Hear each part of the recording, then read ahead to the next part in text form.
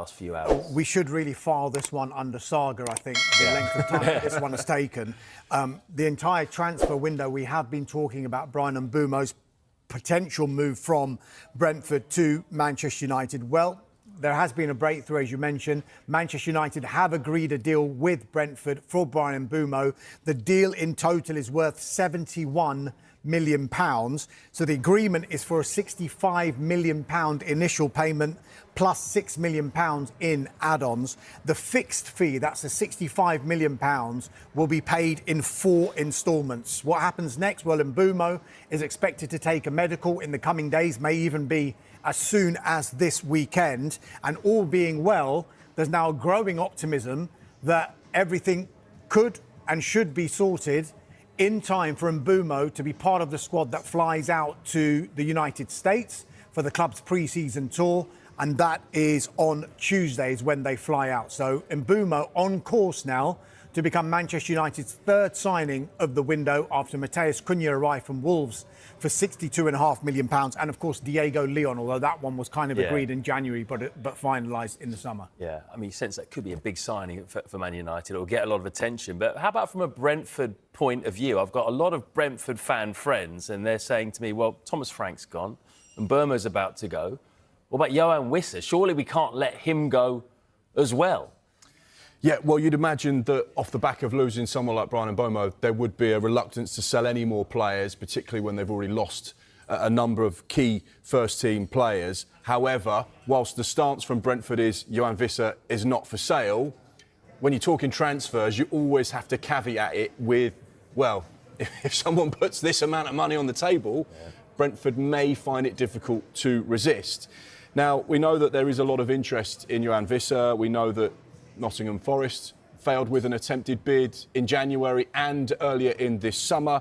We know that there is interest from Tottenham Hotspur and Newcastle United as well. But so far, Brentford have been able to resist any potential offers from these other football clubs. We know that he has 1 year plus a club option further year on his contract, which gives them a slight advantage in this situation.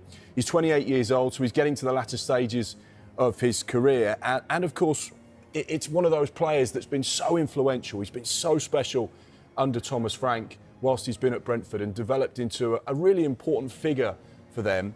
You can understand why Brentford say, we don't want to sell all of our star players. We know that that could be leaving us in a perilous... With it being 4 instalments now, they get to spread that cost over 4 periods as opposed to just 3 instalments. So the deal is now agreed. We expect Brian Mbeumo to have a medical in the coming days, and there is a growing optimism that he will be part of Manchester United's squad for their pre-season tour of the United States, and they take off for that tour on Tuesday. OK, so a bit of a rush from a Manchester United point of view. Brentford ended the season in such great shape, but they've now lost their manager, gone to Tottenham. They've lost their captain, gone to Arsenal. Now they've lost their top scorer off to Manchester United. Where does it leave them? I mean, they have got good money for Brian Mbeumo. They have got good money for Christian Norgard as well, who you mentioned has gone to Arsenal. It was, of course, a big blow losing Thomas Frank, the head coach, who went to Tottenham Hotspur. But focus will now, I guess, be on Johan Wissa.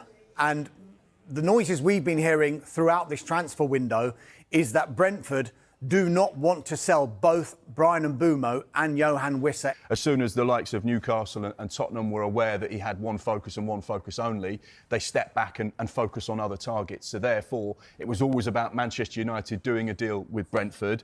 The second offer, we understand, has been rejected by Brentford. That totalled around £62.5 million, but the continuation of dialogue between the two clubs suggests that they're close to an agreement. My information is it's just a case of the way the deal is structured before they can come to a mutual agreement on the fee, but it's not far away. The key thing is the player wants Manchester United, so it makes it easy really for both teams to negotiate. It just means that Manchester United have got to pay essentially what Brentford want.